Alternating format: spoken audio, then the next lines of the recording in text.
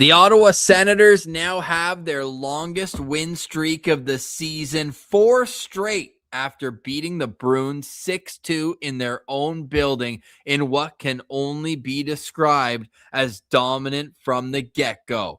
I'm Ross Levitan alongside Brandon Piller, and welcome to the postcast, which is always brought to you by the Glebe Central Pub. Check out the GCP where the vibes are free at 779 Bank Street. Let them know that Locked On Senators sent you and get on the Send Shuttle. It is available at GlebeCentralPub.com. It is the best way to get to and from the CTC.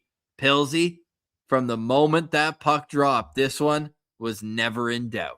Oh my God, what a beautiful game by your Ottawa Senators. And it's always nice when you see old friends like Joonas Korpisalo. I mean, a goal on the second shot and being chased not even halfway through this game, allowing, 5 goals on 9 shots? Like, Bruce Garriock said it, Ross, that $1 million in retention that the Sens are still paying Joonas Korpisalo, he earned every dollar of it, giving the Sens an easier path to victory than they're used to. Yeah, if you break it down, the Sens paid Joonas Korpisalo $12,000 for tonight's game, and it was exactly how Sens fans would remember Joonas Korpisalo. You said it's always good to see an old friend.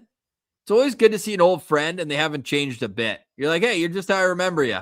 Well, and Ross, I don't know if you did the math correctly there. Is it $12,000 per 60 minutes? Because Joonas Korpisalo did not play a full game there. Hey, he kept his gear on. That's tough, man. And on the second half of a back-to-back for both teams, there's no way the Bruins wanted to put Jeremy Swayman in that game. But when Dylan Cousins scores from outside of the camera angle, they had to make that change. He was lights out. Good night. See you next time. Yeah, and I mean, that goal wasn't exactly on Korpi either. Andrew Peeke is fully screening him if you go back and look at it. But I mean, when the goals are just going in left, right, and center like that, you got to get him out of there. I think personally, I would have just let Korpi finish this one and just kind of wave the white flag and let Swayman have the full night off. But tough one for our old friend Korpi. Yeah, and the chat's lighting up. Shout out to over 340 citizens vibing with us after the Sens beat the Bruins. And funny enough, he did make 2 breakaway saves on Tim Stützle. Now, one of them bounced over him and just about went in the back of the net. But he did make a good save on the other one there. Congrats. Timmy with the last laugh. The Senators with the last laugh. We'll get into how all the goals went and how this game started. Ottawa opening the scoring a minute and 30 seconds in. Drake Batherson scores. Claude Giroux adds to it 10 minutes later. Then it was Fabian Zetterlund on a power play. Pasternak on a 5-on-3. That felt like a game management situation where Ottawa was up 3-0. And they gave the Bruins a little bit of life with that one. But what happened start of the second? It's Tim Stützle scoring his 17th goal of the season and extending his point streak to 6 games. Dylan Cousins adds the 5th. Then Charlie McAvoy, his first of the season for Charlie McAvoy. I knew he was hurt for a while, but sheesh. There's no way that's his first of the season. He scored in overtime against Ottawa earlier this year.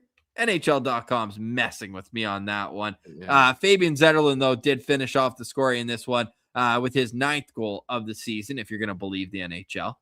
Which, I mean, Sens fans of all fan bases might not want to believe the NHL about goals, which what happened yesterday against the Chicago Blackhawks. But I want to start with the alleyway in this game and how it ended, because that got the blood fired up. That got the heart rate pumping. Nikita Zadorov, who I only notice in games when the Bruins are losing, or when the Calgary Flames used to lose, or when the Colorado Avalanche, when he played there, they sucked. The Sabres sucked. The Canucks weren't, they were okay when they had him.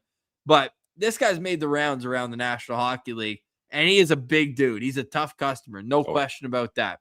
And he took an elbow to the face in the first period from Ridley Gregg. He got 2 minutes. I was expecting a little bit of pushback on that. But he was running around, going at Thomas Chabot after a whistle. He had his lick on Ridley Gregg in the corner. And all hell broke loose because of that. I'm going to point at that as the reason why this game escalated into what it did in the final minute. And David Pasternak could thank Nikita Zadorov for his bloody lip, because if he doesn't go out of his way to be a clown, I don't think this escalates to where it did. Yeah, shout out Ridley Gregg taking care of business right there. We saw McDermott coaching Ridley Gregg in a fight a little while ago. I don't think there needs to be any notes on that one from the teacher to the student because Ridley Gregg did a great job there. And how about earlier in the game, Zadorov tried to knock down Zetterlund and Zetterlund stood his ground and he just bounced right off. And I think that probably surprised him, but we know Zetterlund is the Swedish cigarette machine. He's built like a brick house, so it's hard to knock that guy down despite how small he might look. And yeah, Zadorov, like you go back and think about, I forget when exactly it was, but there's those mic'd up videos of him talking to Brady and asking him to go, trying to goad him into it. And then you see the situation flipped here, and Zadorov not exactly a willing customer. No, and you look. Let's stick with this last one too, because the chat's fired up about it. Northside 613 says Pasta got cooked al dente with some bolognese sauce on his lips. But the way that play started, shout out Nick Jensen just going at Pasta. Yeah. I love that in that moment because after the Zadorov play with Dylan Cousins, where Cousins just hits him, and then they go at it, they both get 10s. Away you go. You're out of here. David Pastrnak comes on the ice, face off just outside the Senators zone in front of their bench, and Pasta's turning around, yapping with Brady Tkachuk, who is more than happy to have a conversation with him. Yeah. And if you look, Timmy gets into it a little bit, but keep panning right. Stephen Halliday had the best seat in the house. He was just all giggles on the bench, just laughing it up, and then the puck drops, and all of a sudden, here we go. And Pasta, look, like he's never dropped the gloves before. He fought Matthew Tkachuk in the playoffs. So he gets a little fiery. But Ridley Gregg, this is the way this guy has to play. And I don't want to see him elbowing everyone in the head. Nope. But we also saw him do that in his first ever preseason game. He got suspended for the Pierre-Luc Dubois one. Like, he's at his best when he is playing a pinky toe over the line. Yeah, that's the thing. He has to have that edge to him, and he needs to be getting other teams players' skin. The slapshot goal that comes to mind when you're thinking about Ridley Gregg playing a little bit over the edge, but not too far over the edge. So you love to see that, and yeah, I just thought the way that he manhandled Pasta there, like that sent a message right there. And Brady Tkachuk could have done a full podcast episode with Pasta over the bench and Nikita Zadorov earlier. Like, I would pay so much money. Amazon Prime, free idea. Anytime you got a Sens game on, one of your 38 cameras, 100% ISO'd on Brady the whole entire game. Get him mic'd up because it's just pure comedy watching him just like shake his head and be like, no, what do you want me to do here? Like, you deserve that right there. And just chirping guys with a full smile on his face. It's just the best. Can't talk about the fisticuffs in this game without Curtis McDermott, who, by the way, LOSB stats department is going to break this down. I will hazard to guess played his first power play minutes of the season tonight. You're up 6-2 in the third period. You put on your enforcer on a power play. Like, I think there's a level of respect that coaches have where they don't put their first unit out, but to put your enforcer out, I think almost goes the other way. Like, it's almost laughing at you. But also that's like, hey, we know this game's out of reach. We know you guys are getting embarrassed at home. If you want to try anything, go ahead and give Curtis McDermott the hat trick of fights, which let's go through those fights. That first one, kind of classic McDermott in an Ottawa Senators jersey. Doesn't have the balance, a bit of Bambi legs, kind of does. He was ready though. Yeah. Oh yeah, he was ready. That's for sure. So that one doesn't exactly go his way. Much better showing the second time. And up against Casty, a tough customer. Sens fans know that for sure. We were there for his first career goal. He set a record for being the first ever player to get in a fight as you celebrate your first NHL goal. So that's the kind of guy Casty is. And punches thrown both ways, and McDermott got the takedown there. So that was much needed for him. I know he celebrated getting a big assist in Winnipeg that we had great seats for, but if you're McDermott and your role as an enforcer and things haven't gone your way in the fights, it's nice to get that one. So well earned. Yes, and great note in the comments too. The Sens are 4-0 since Brady last filmed his podcast, right? Because they recorded before the Winnipeg game, and now they've won 4 straight. So it'll be a fun one this Wednesday on the Wingman Pod. And he's been lights out. Like, it's been awesome to see Amazing. Brady play the way that he has. Now, he wasn't the reason why they won this game. Certainly he had a hand in it. I felt like top to bottom, the Senators played just a phenomenal game tonight at 5-on-5. I don't really think the numbers reflect how solid they were because score effects came in. Once you get into that 4-goal differential, there's going to be some more calmness to the game. But there are certainly a number of standouts we got to get to, and some things that we love to see from the Senators beyond just the way they are standing up for each other and each bringing something to the table to match the physicality. Because the Bruins, when they got down, all they wanted to do was run Ottawa out of the building with Tanner Jeannot, Mark Kastelik, Nikita Zadorov. And I need to talk about Alex Steeves. What the hell was that in the second period? He went at Sanderson's skates once and missed, and then went harder the second time, full speed, feet first into the boards. He and Senators fans are very lucky that Jake Sanderson is okay after that, because that was a very scary collision. Yeah, thank God. Especially you see the way Sanderson's legs kind of open up there as he hits the boards. That's a scary moment, but luckily he's okay. And he didn't look like he was affected the rest of the game either. So I'm not too worried about there being lingering effects, but you just got Thomas Chabot back and you see Sanderson down on the ice. Like, that was a couple moments of very scary thoughts for Sens fans. I was so rattled, but Jake Sanderson, this I think partly speaks to the way that he takes care of himself. He's like the elastic man. This guy's durability is incredible. 80 games last year, 79 the year before, and 77 in his rookie season with the Ottawa Senators. So he's been available for them all the time. And yeah, Leafs draft pick. And I saw some Belleville fans, Corey wrote in, a couple others who watch every Belleville game, that this guy was a clown with the Marlies too, always going out of his way to be a little greasy. So his reputation apparently precedes him in the minors. So to see him do that against a player he doesn't deserve to be on the same NHL ice surface as, that rubbed me the wrong way. So credit to the Senators. They go out there and they score on the power play. They say, you know what, this is how we're going to take care of that. I would have liked to have seen him have a little pasta lipstick like he had at the end of the game. But you know what? They took care of it on the scoreboard tonight. And that wraps up the season series between the Sens and Bruins. Senators with a 3-0-1 record against the Bruins this season. And, you know, take a guess, Pilsy. In 4 games, how many goals did the Ottawa Senators score against the Boston Bruins this year? Here's your hint. Joonas Korpisalo started at least 2, maybe 3 of those games. 19? 20. 20? Okay. 20 goals in 4 games this season. That's over 4 goals a game. That's math guy, 5 goals per game for the Ottawa Senators. 6 tonight. They had the 7-2 win. That, I don't think it's possible, but give me the Boston Bruins in the first round. It'd be entertaining as hell, and Ottawa would win that series.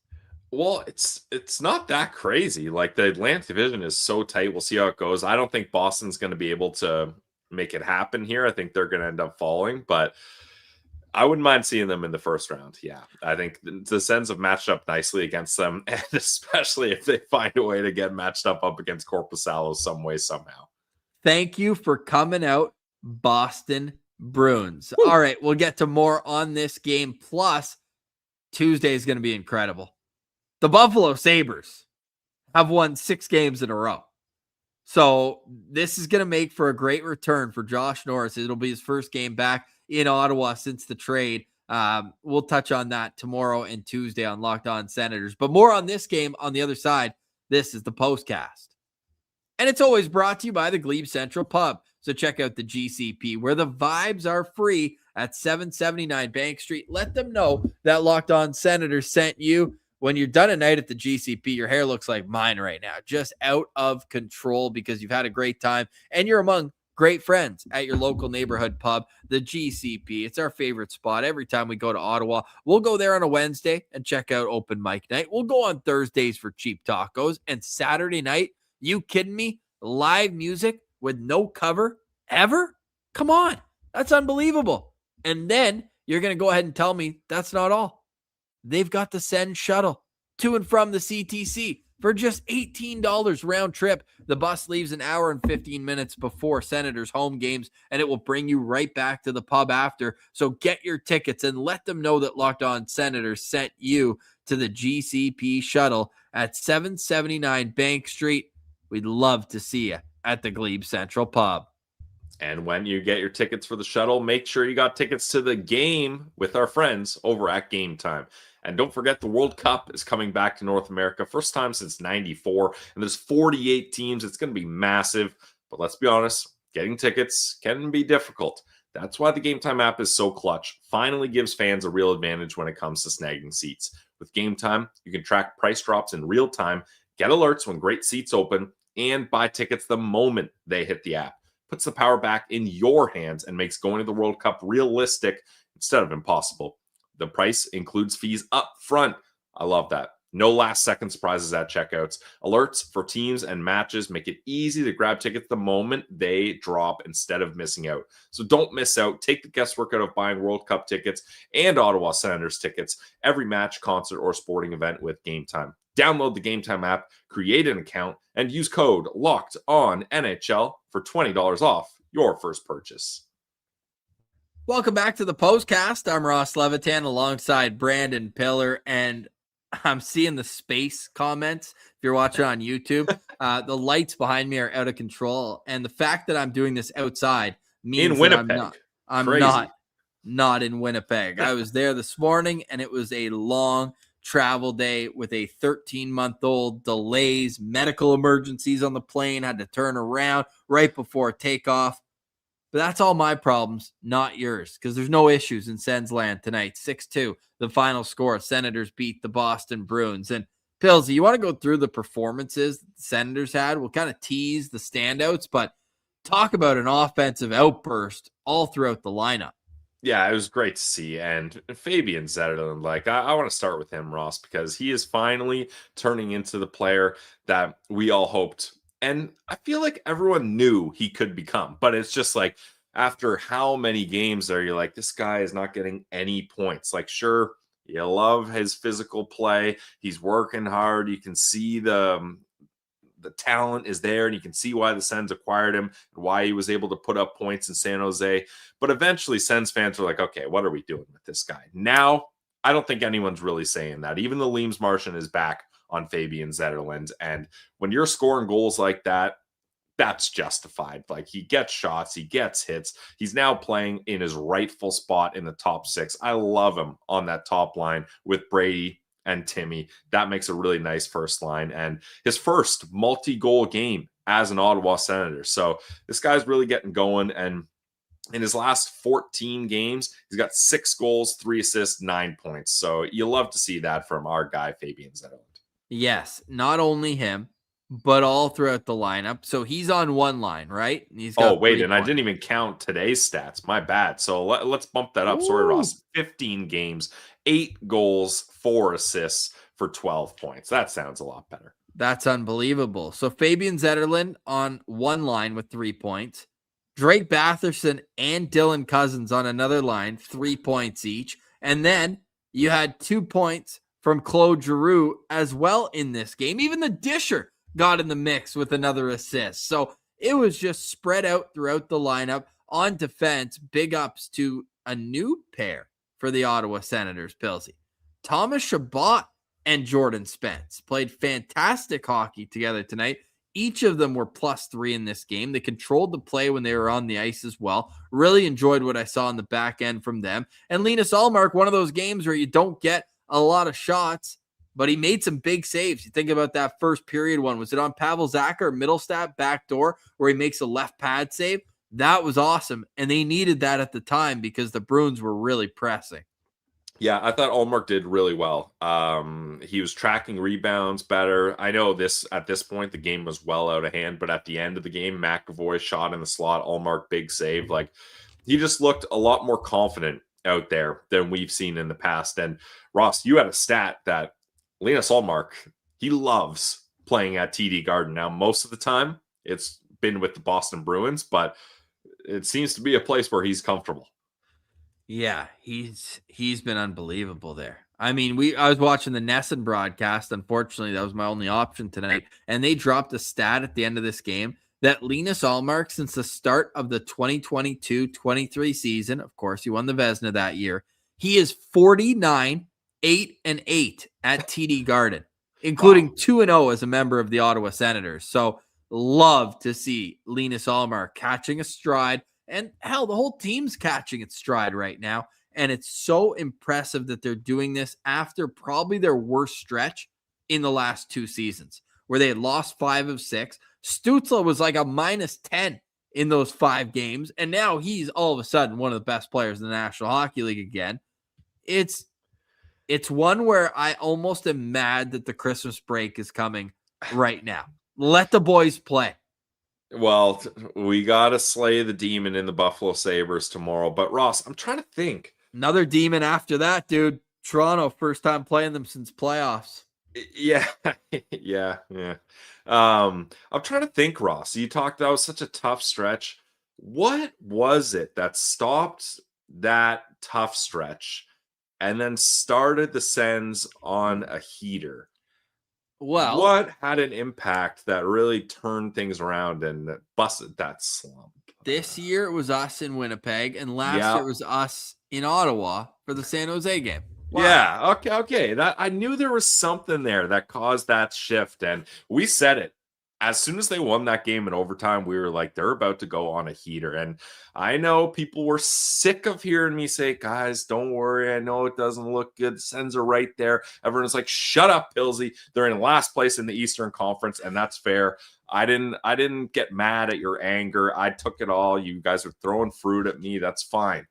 But now, look at where things are going. Now that things have clicked, the boys have their confidence, and we gave them a little boost in the old Winnipeg arena. Yo, you know who else on a bit of a heater right now? David Perron.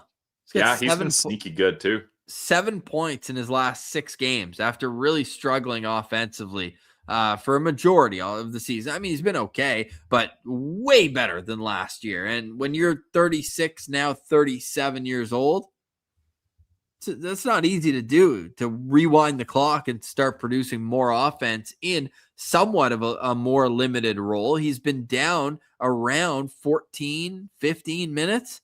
He even played 8:32 in the Devils game at home. So he's kind of gotten moved around the lineup. Some nights it's a lot less than others. And this team now, they're finding a different ability throughout the lineup that any given night, different guys are going to step up. The stars are going to be the stars. But beyond that, they're really finding ways to win games. And tonight, this early start, they put the Bruins on their heels.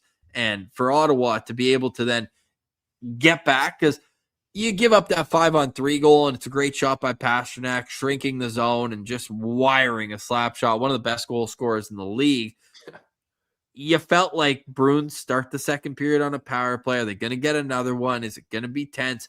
Then Ottawa just comes out and says, no, not tonight. It's not going to happen tonight. We're going to win this game. It's going to be in regulation, and it's not going to be close. And then beyond that, you love the way they stood up for each other and were able to, I felt like, physically match the Bruins. I didn't think they beat them up and down. I loved Ridley winning the fight against Pastrnak. But they were the Cassidy McDermott fight was good. They both got their licks in. And I mean, the Bruins out hit Ottawa heavily in this game, just overall, but that doesn't really bother me because Ottawa's a possession team that had the puck for most of the night. But just overall, the way they played was really impressive, and it is a sustainable type of style that they're playing, and hopefully they can keep it rolling. Yeah, and that's what I was seeing in that slump and that losing streak. Like I was seeing things that I liked, and the Sens just weren't able to capitalize and finish games off, which was frustrating when it was happening time and time again, and you're losing in regulation in games you should win or at the very least get a point. So I was confident they were going to find a way to do this, and then just when you get that momentum, the confidence of your team just really boosts, and that is allowing them to not just get these games closer and find ways to win, but dominate. Like we're getting puck line wins here against big, huge teams. I know Chicago, not a very big threat, but like we talked about, that's a game the Ottawa Senators find a way to lose in the past, but they stay strong. And then this was a big game up against Boston on the road, a team you're chasing in the standings. And you feed them their lunch on the scoreboard, and in Ridley Gregg's case, pasta with the bolognese sauce, like that comment mentioned. So this is exactly what you want to see. But I will admit, Ross, I am more nervous about the Sabres game than the Leafs game. Like, the Sabres are rolling right now. Josh Norris is looking like the Josh Norris we know and love, and they've had the Sens number here. So going into the break, it would be great. And we talked about this almost jokingly a week ago, Ross. I think it was when I left Winnipeg. Imagine the boys could go on a run the table, and go into the break on a 6-game win streak, or a 5-game win streak, rather.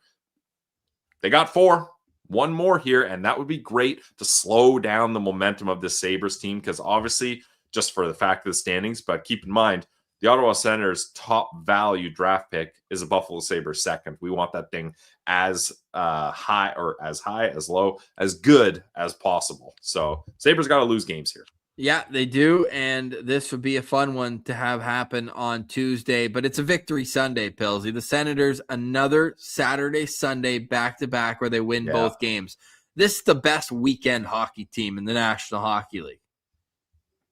Probably. I mean, I haven't run the facts on that. Someone can fact check us, but I won't let that get in the way of a good story, Ross. I'm with you. Best weekend team in the National Hockey League. Done.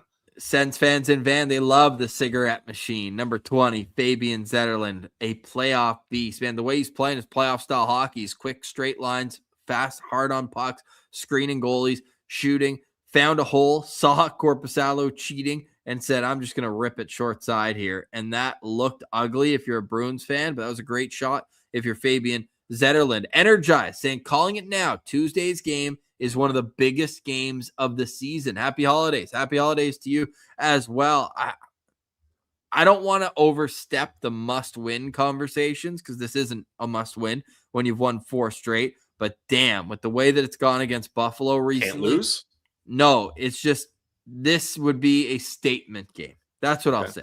Statement game coming up with the Ottawa Senators. If you beat them up and down at home, and I'm assuming the crowd's going to be just as good, holiday crowd, everyone who's coming back, local, growing up in Ottawa person, and then coming back for holidays, see family, you're getting out to the rink, and it might be 1 or 2 games you get to see all year live. You're going to be loud, and you're going to be making noise. So I think that you're looking for Ottawa to build on that full building that they had in the Chicago game when they come home on Tuesday. So, oh boy, get the popcorn ready for Tuesday night. But there are also standouts to get to tonight, so we'll do that next. You're listening to Locked On Senators, your team every day. Today's episode is also brought to you by our friends over at FanDuel. NFL Sundays move fast. You saw that today. One big play, and suddenly everything feels different. That's what makes live betting with FanDuel so exciting. You're not just watching the game, you're reacting to it in real time. With FanDuel, you can place bets as the action unfolds. Every drive, every momentum swing, every highlight moment. Live betting is best when the game starts to shift. A receiver gets hot, a defense tightens up, or the momentum flips after a turnover. FanDuel lets you jump into the moment as live spreads and money lines adjust instantly. Player props update as guys heat up. You can bet next touchdown scores, drive results, totals, and more. It keeps you locked into every snap, every drive, every possibility. So if you want to be right in the middle of the action this season, visit FanDuel.com and place your NFL live bets all season long. FanDuel, the game moves fast, and so can you.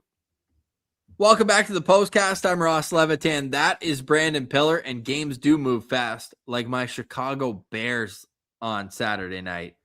There you go. Big one against the Packers. Sick comeback with the onside kick, all that. Sens didn't need an onside kick tonight. They took care of business. And I like this note from Nick saying goal differential is a decent predictor of what's to come. Sens are second in the Atlantic Division in goal differential right now. So it is something that they got to keep it moving in the right direction. By the way, I looked it up, and I guess Pavel Zacha touched the puck in overtime, but McAvoy made the move and got the win for them. I remember that clearly, but it was his first goal of the season tonight in 25 games. So interesting to note there, but Ottawa gets the last laugh. And I would love, this goes to what you saying about Brady Tkachuk getting mic'd up.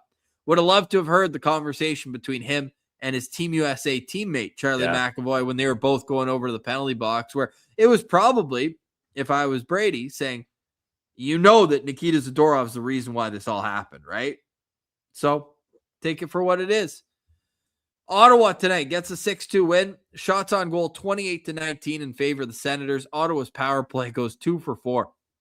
Pilsy, I'd love to know the numbers this season, Ottawa's power play against Boston, because they scored 4 on the Bruins in Ottawa during the 7-2 win. Like, their power play has been red hot against the Bruins. Face-offs, Ottawa slightly with the advantage there. The Bruins threw 32 hits in this game to Ottawa's 22. The Sens had 17 blocks to 11 for Boston, and Ottawa had just over 51% of the 5-on-5 expected goal percentage. Pilsy, any standouts that come to mind right away? I think I might be able to find some, Ross. I'm going to stick. I'll start with Fabian Zetterlund. I really liked his game. 2 goals, 1 assist. I thought he did a really good job playing his style of game. And he had 2 different types of goals. The second goal, that was more of a flutter puck. He one-times it off a really nice play. Shout out Stephen Halliday, the disher. 1-touch pass. And Halliday does a bit of a quarterback move there, Ross. He doesn't pass the puck to where Zetterlund is. He passes the puck to where Zetterlund's going to be, and it works out perfectly. And then that first goal that Zetterlund got. You didn't hear the disher tried to be a walk-on QB at Ohio State.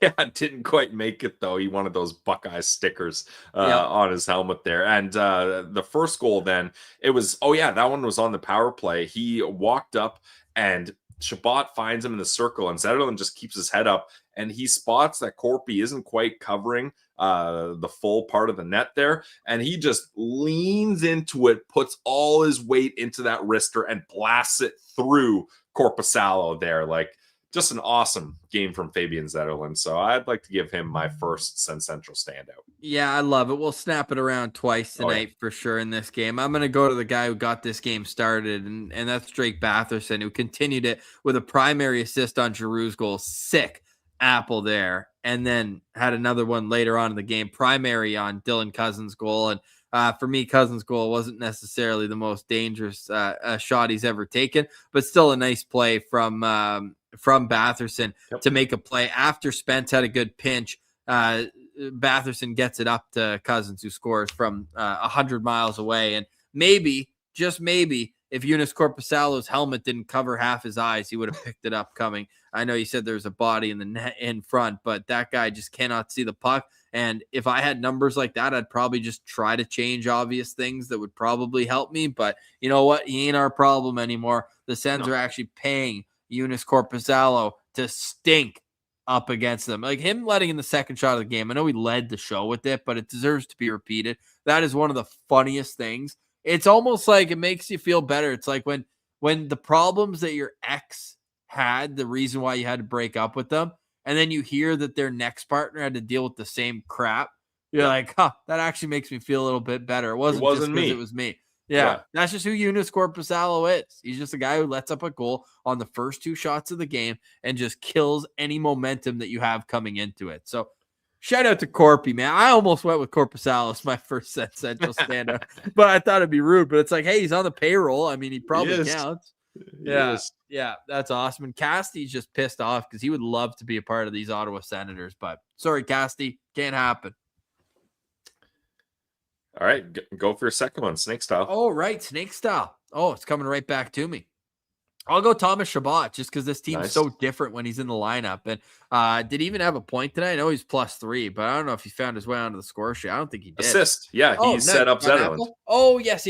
Nice. Yeah, I did like that goal. And I like that his minutes were back to a reasonable amount. Obviously, with a blowout, nobody needs to play up over 25 minutes, and nobody did tonight. But 22-46, had 3 blocks, 2 shots on goal, takeaway as well, and that +3 is a nice number for Thomas Chabot. So I'll go with him as my second standout, more so just for the way that he makes his team better. On that note, have you not noticed that the Sens are starting that second power play unit a lot more now? I don't mind it because it's nice to have 2 units that you trust, and I think it just throws off the penalty killers a little bit because I bet you're strategizing and watching video for that top unit a lot more. I'm not saying they completely ignore the second unit, but I'm sure it's a bit of a surprise being like, wait, they're not putting out a unit that has Tim Stützle, Brady Tkachuk, Jake Sanderson, Dylan Cousins. Like, you expect that's the first guys to hop over the boards, but they provide a different look. And I love that Stephen Halliday gets to shine on the second power play. I mean, we saw his dishing ability tonight. Yeah. French connection on PP2. Our guy Eric pointing out, you got Giroux, you got Perron, and now you got Thomas Chabot. So, hey, Fabian, hey, Steven, start learning en français, mes amis, because it'll come in handy when you're out there with those two guys. And with Claude Giroux, man, he is sneaky, starting to produce some offense as well. He's up to 24 points on the season in 35 games. He now has a 3-game point streak where he has 5 points in his last 3 games. So keep an eye on number 28 as a guy to watch for coming out of the Christmas break. And that just makes this team even more dangerous. Go on top of it, the fact that Shane Pinto is skating and hopefully going to come back soon. They're going to have a real dilemma because, I mean, I'll let you go here with your next standout, but Ridley Gregg looks a lot better at center than he does at wing. Yeah. Like a lot better. I guess so. I think a lot better. I don't mind where I hesitate, Ross, is he doesn't look enough better to warrant playing center in one of the top 3 spots. That's correct. Where my hesitation was. Correct. So I'm not even thinking about doing something like that. So he has to be on the wing. Unfortunately, I mean, it's probably on the 4th line. No, like, I don't know if you move David Braun out of that spot. If he's playing the 4th line, he's got to play center.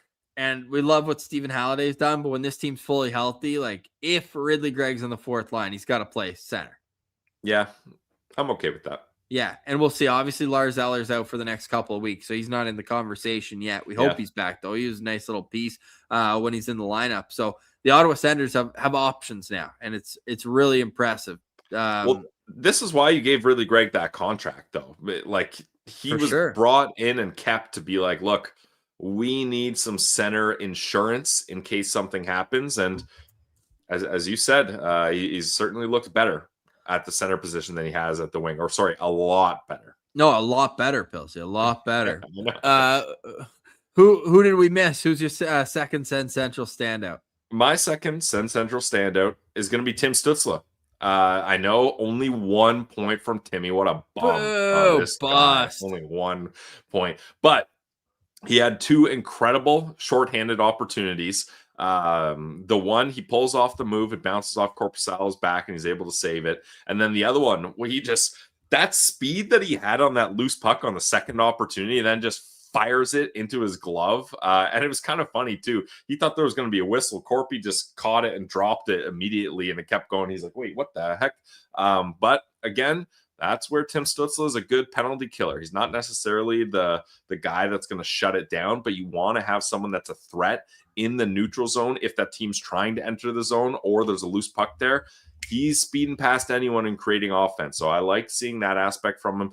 But I want to talk about that goal that he scored. Again, only 1 measly point for the superstar. But what an effort there by Tim Stützle. Like, he is fully tied up by Pavel Zacha. Like, you couldn't do a better, like, in the film room, the coach is going to say to Pavel Zacha, you did a perfect job of tying Tim Stützle up. There's nothing else you could have done there without taking a penalty. But Timmy somehow, as he's tied up through Zacha's skates, pulls it back to himself so that he can get a forehand shot off with enough power and accuracy to flip it up top shelf and score that goal. Just an incredible effort. So I wanted to give Timmy a shout out for that one, because that's the type of tenacity and effort that he puts into this game, and he wears his heart on his sleeve, and you could see it on that play.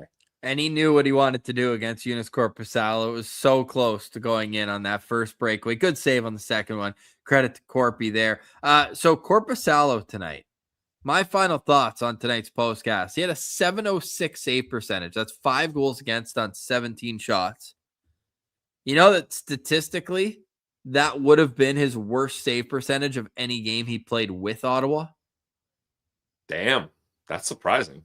Yeah, because he did have 6 games with save percentages in the 700s, but never this bad. Yeah, well, shout out Corpy, earning that money from the Sens. I know. I'm actually mad the Sens aren't playing Boston again because Swayman stinks against Ottawa. Yep. Swayman.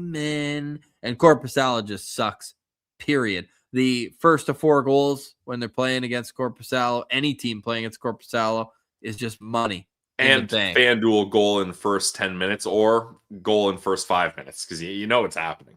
Yeah. Pillsy, final thoughts on tonight's postcast. We're already dialed in for a sick Locked On Senators tomorrow. I know the vibes are going to be immaculate with the way the boys are rolling right now. Not only 4 straight wins, a season high, but they've also got 5 wins in their last 6. And damn it, the end of that Minnesota game, because they could be on a 6-game heater right now. Yeah. Oh, man. But hey, I'm happy with the 4-game win streak, Ross, especially a massive road win up against a division rival. Final thoughts for me is we got one more. We got one more here. Finish off strong at home against a team you should be able to beat that not only helps your position in the standings, but also helps your draft capital coming into this draft.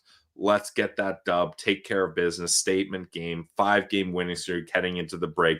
Enjoy your holidays. Rest, relaxation with the family. Then come back up against the team that bounced you in the playoffs on a heater with all that momentum and keep the job going. These Sens, they're hot right now and they're a lot of fun.